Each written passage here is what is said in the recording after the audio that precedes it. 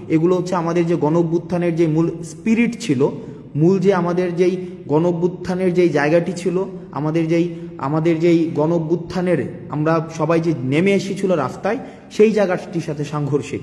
সুতরাং আমরা যদি একটা দেশ গড়তে চাই, আমরা যদি একটি বৈষম্যহীন দেশ গড়তে চাই, সেই দেশের মধ্যে যার কাজটা তাকেই করতে দিতে হবে।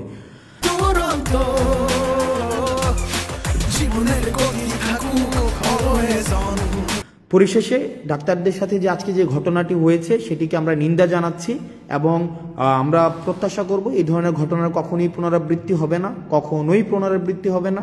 এবং ডাক্তার সংশ্লিষ্ট যারা রয়েছেন, আপনারা যে নিরলসভাবে কাজ করে যাচ্ছেন সেটিকে আমরা স্বাগত জানাই। আপনারা যে নিরলস কাজটাকে আমরা সম্মান জানাই।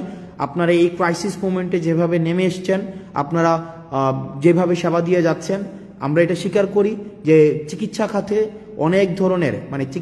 অনেক ধরনের অসামঞ্জস্য রয়েছে, কিন্তু কিছু ডাক্তার রয়েছে তাদের জায়গা থেকে তারা নিরলসভাবে কাজ করে যাচ্ছেন।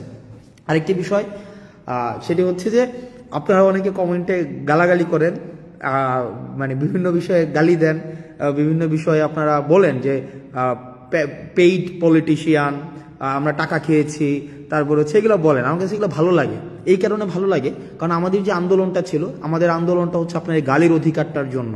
এই যে আপনার কমেন্ট বক্সে আপনার ব্যাকস্পেস ব্যবহার করতে হচ্ছে না, যে এটার জন্যই কিন্তু এই গণঅভ্যুত্থানটা।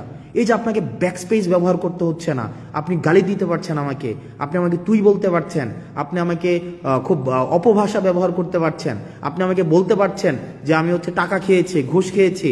এই যে এটা বলতে পারছেন না, কুত্তার বাচ্চা বলছেন না আপনি, এই যে কুত্তার বাচ্চা, তুই তোর পরিবারের সবার কুত্তার বাচ্চা, আমি শেষ পর্যন্ত আপনার এটার জন্য আমি ফাইট করে যাব। অর্থাৎ আপনি যেন এটা বলতে পারেন, কারণ অতীতে আমরা এটাও বলতে পারতাম না। আপনি যদি অতীতের সময়গুলো দেখেন, অতীতে কিন্তু আমাদের এটা বলারও অধিকার ছিল না। সুতরাং আমরা আপনার এই গালিটার জন্য আমরা ফাইট করেছি, আপনার দ্বিমত প্রকাশের জন্য আমরা ফাইট করেছি, এবং দ্বিমত প্রকাশটাই আমরা চাই যে আপনারা দ্বিমত প্রকাশ করতে পারেন।